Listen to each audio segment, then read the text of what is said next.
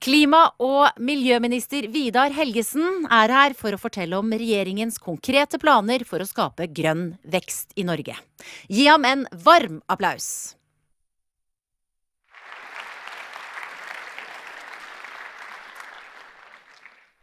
Markets are not always right, but they tend to be right about where the money is to be looked for.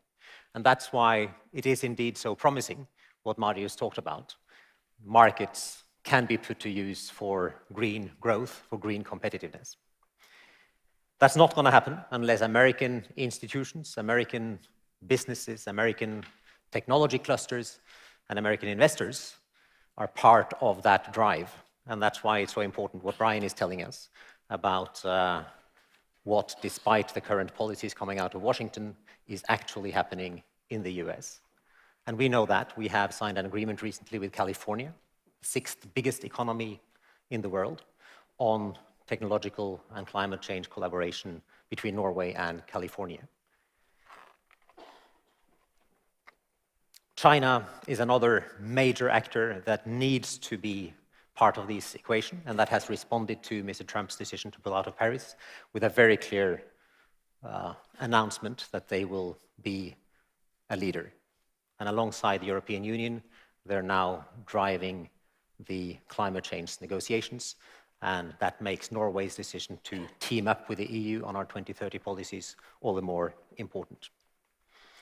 Norway can also make a difference. And I can mention a few things that we do that, even if Norway is not a big country, is setting an example. In terms of driving markets, the fact that Norway was a very early starter with carbon pricing is important, and is still important, and even in the budget for next year, we're taking the process forward of removing exemptions from the carbon tax. The fact that we have been advising and partnering with China over the last few years in assisting them setting up their carbon market is also a very important global contribution. Brian mentioned land use. There's a lot of talk about technological innovation in energy and transport. But the fact is, if agricultural practices continue as present, the world is going to be doomed, whichever progress we make on other technologies. Agriculture and forestry needs profound change globally. And that's why we need as much innovation there. We need new business models. And that's why Norway's rainforest project, which is not only about partnering with governments, but also incentivizing new deforestation-free business models, is so critical and one major global contribution from Norway. Electric transport, our electric vehicle policy, is another such example. We're a small market, but we're a demonstration lab that you can electrify transport. And moreover, we're not only doing that on roads, we're doing that big time in the ferry sector and the maritime clusters as well. Norway is going through a major transformation. The world is going through a major transformation. But for Norway, the transformation is no less important because of the fact that we're a big oil and gas producer. And that's why we, in looking for green growth and stimulating green growth, needs to manage this process wisely. And we need to be aware of exactly the climate risk that Brian just talked about. That's why Norway, as the first government, has decided to establish a government commission on climate risk. It will look into the infrastructure damage, the extreme weather caused risks, but it would also look into the full breadth of declining prices on fossil fuels, stranded assets, all of that will be of critical importance for Norway to get this transformation right. We want to be a winner in that transformation, and we have a lot of policies that can set us in motion to do that. The investment we're doing in green competitiveness is important, but at the same time we need to manage and make our enormous oil and gas industry, the suppliers, a part of that green transformation. But I'm going to talk now about something else that was also alluded to, research and development. We have recently passed a historic landmark in that public sector funding for research has reached 1% of our GDP.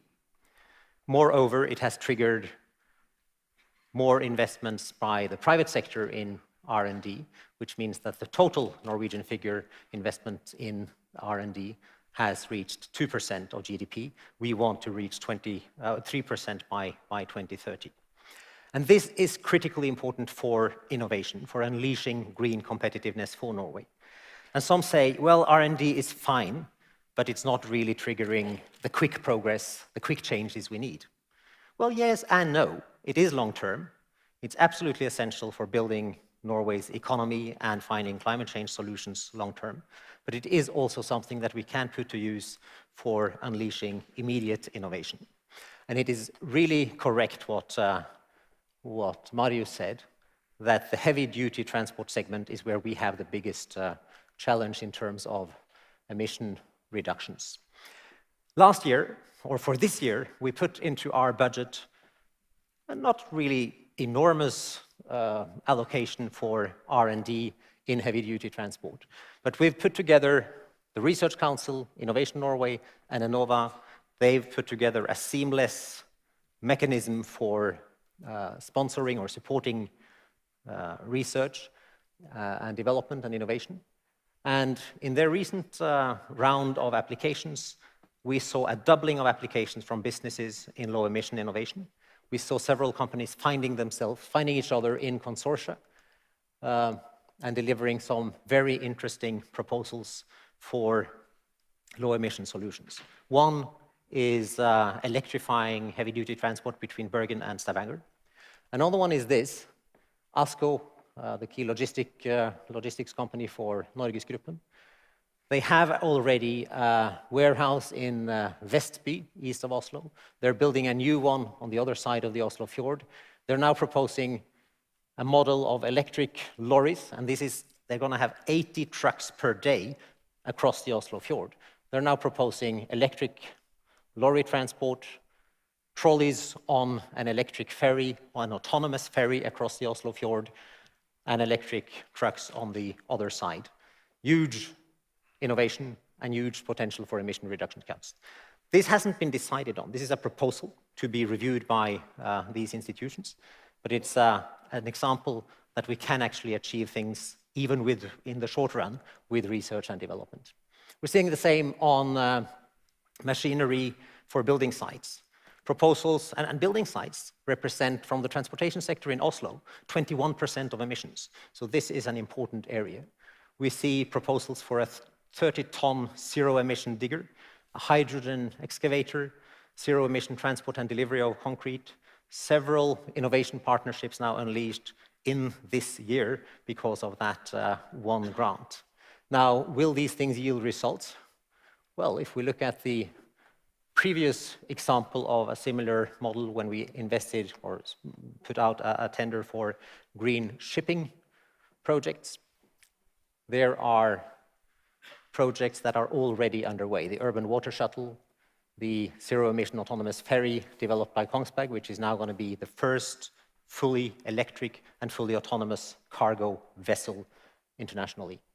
So R&D investments, where we're setting new records in terms of volumes, is also an area where we're setting new standards in terms of quality. And that's going to be essential for Norway to develop and build our green competitiveness for the future. We need to use Norway's strengths, including those coming from the oil and gas sector, in making investments in greener technologies that can take us to the future. And there's one more thing we need to do in managing that transition, and that is to be inclusive. Because the transition driven by climate change, which is low carbon energy and low emission transport, is accompanied by accelerating technologies in terms of digitalization, automation, artificial intelligence, big data, that is going to change a lot. And it's going to put people and jobs at risk as well. And as a country that has a tremendous model of collaboration between governments, employers, and unions, we need to build on those qualities also, taking Norway through this transformation. And that's why in the green competitiveness process that we have gone through as a country, recently culminating in the green competitiveness strategy that the government put forward. In that process, which is almost as important as the documents, we've seen sector by sector partnerships for developing low-emission roadmaps for 2050 in the Norwegian economy. That kind of partnership is needed for Norway to become a winner, to develop green growth, cutting emissions, creating jobs, and ensuring that we'll be a low-emission society by 2050, but not a low-income society. We will, through that effort, have the opportunity also of demonstrating to the world that profound transformation is possible to a greener future. Thank you.